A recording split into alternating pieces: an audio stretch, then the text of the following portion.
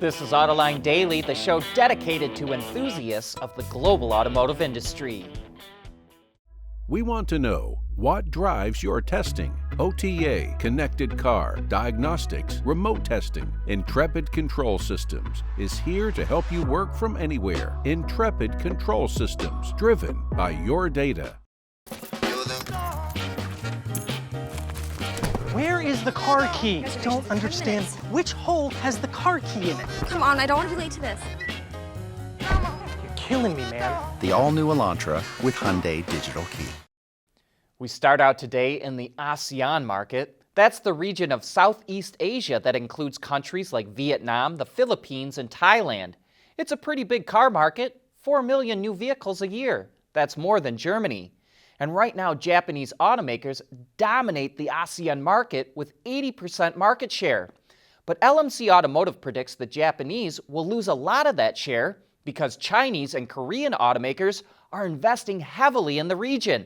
And ASEAN countries are welcoming that investment with open arms. You'd think that selling super expensive sports cars to super rich people would be a ticket to paradise. But not for McLaren. It's losing money and needs to raise $666 million to restructure its finances. McLaren's car sales got clobbered because of the pandemic, which also hurt income from its racing activities, especially Formula One. One thing that McLaren hopes will turn its fortunes around is its first hybrid hypercar, the Artura. It goes on sale next year, and all of McLaren's future cars this decade will come off this platform. But even that's not enough. McLaren is not publicly traded, but it's considering a reverse merger to raise the money it needs. Speaking of stocks, the hottest automotive shares yesterday were ChargePoint and Linamar. ChargePoint operates EV charging stations in North America and Europe and trades under the name Switchback Energy Acquisition, which is the SPAC it used to go public. Shares closed at $43, up 11.4%. Last month alone, the stock was up 140%. Linamar, the Canadian manufacturing company, closed at $53.84 a share, up 4.9%. It's up 70% over the last 3 months. And this just shows that Tesla is not the only automotive stock that offers fantastic investing opportunities. The world is changing at an ever-increasing pace. No matter what the mode of transportation, there is always the need for an efficient propulsion system. And that's exactly what BorgWarner has been doing since the earliest days of the automotive industry.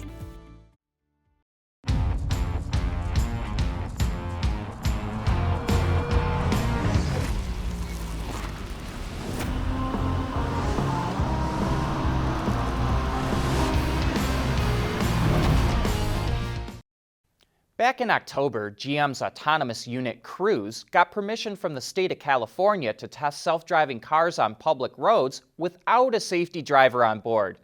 And now Cruise CEO Dan Ammann says they just deployed their first driverless Chevy Bolts in limited areas on the streets of San Francisco. It will slowly expand to other parts of the city, operating at different times of the day over the next several months. Cruise originally planned to launch its self-driving service at the end of last year, but it ended up delaying it because more testing was needed. While it still hasn't announced a new date to begin the service, Ammann did say, quote, "I think you're going to see things move relatively quickly, and I think next year is going to be a pretty exciting year." Sounds to us like it's not too far off. And in somewhat related news, GMC announced that it will start offering Super Cruise in the Sierra starting in 2022. The hands-free driver assistance system will be available on Denali models first and will work even while towing. GM plans to offer Super Cruise on 22 models over the next 3 years. Porsche purists were horrified when the automaker introduced the Cayenne SUV 18 years ago. Yeah, 18 years ago. But it's now one of Porsche's most successful models, and the 1 millionth Cayenne just rolled off the production line, a GTS model built in Slovakia. To celebrate, the company put together a 10-minute video that details the history of the model and includes some interesting info about its development. It was given the code name Colorado, and was created in cooperation with Volkswagen because it did not want to create an SUV on its own, since the company didn't have any expertise with SUVs. Porsche also created the Cayenne to tap into the Chinese market because customers there weren't interested in two-seat cars. Porsche customers eventually accepted the Cayenne, and in 2019, more than 90,000 were sold worldwide. Ducati launched electric bicycles in Europe several years ago, and now the motorcycle maker is bringing them to the US and will sell them through its dealerships. Two models will be available by the end of the month, the E-Scrambler and the MIG-S. The E-Scrambler, which is designed for the city, features a 250-watt motor and a 504 watt-hour battery and has a $4,000 price tag. The MIG-S is a mountain bike that costs $5,200. Another model will arrive in February. Ducati isn't the only motorcycle company jumping into the e-bike segment. Harley-Davidson created a subsidiary for e-bikes called Serial One. Not only will it sell the bikes online, but also through select Harley dealers. And hey, you're not going to want to miss Autoline After Hours today, when Bill Warner and Ray Evernham will be our guests. Bill is the founder of the Amelia Island Concours, and Ray is a NASCAR Hall of Famer. We'll be talking about the future of hypercars and motor racing, and a whole host of other topics. So join John and Gary when we go live at 3 p.m. Eastern Time on our website or on our YouTube channel. Autoline Daily is brought to you by Bridgestone Tires, solutions for your journey. Intrepid Control Systems, over-the-air engineering. Boost your game. Borg Warner, propulsion solutions that support a clean, energy-efficient world. And by Hyundai. Mercedes revealed that the next generation of its all-electric Sprinter van will ride on a new architecture called Electric Versatility Platform. The automaker invested €350 million in the platform, which comes in 2 wheelbases, 3 battery sizes, and with an e-axle that provides rear-wheel drive. Previous eSprinters were front-wheel drive. It also integrated all the high-voltage components into the front-end assembly to allow for a number of different body types.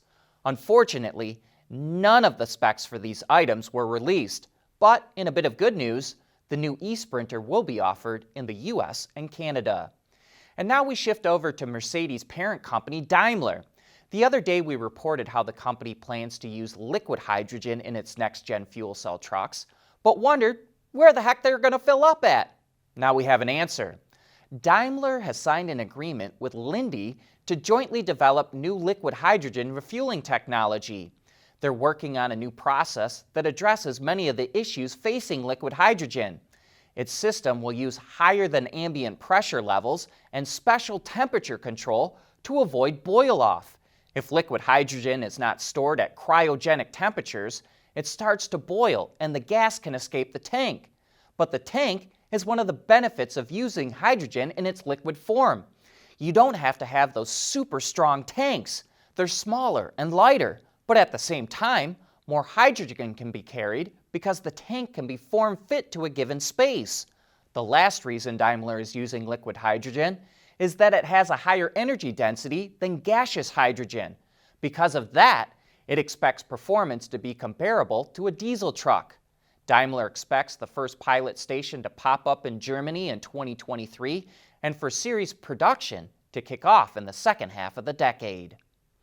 Back in 2015, the EPA launched the Copper-Free Brake Initiative with the goal of reducing the amount of copper used in brake pads. The metal is used because it dissipates heat well and can help reduce brake squeal. But the dust produced during braking is not good for the environment. So automakers agreed they'd cut copper to less than 5% by weight by 2021 and 0.5% by 2025. Well, that's now leading to problems for potential Camaro customers in California and Washington. Those states will start banning vehicles with too much copper in their brakes in January, and right now, the SS and ZL1 versions of the Camaro fit into that category. Chevy says it's aware of the situation and is working on a new system that complies. But those versions of the Camaro won't be available in California and Washington again until 2022. But that's a wrap for today. Thanks for watching, and we hope to see you again tomorrow.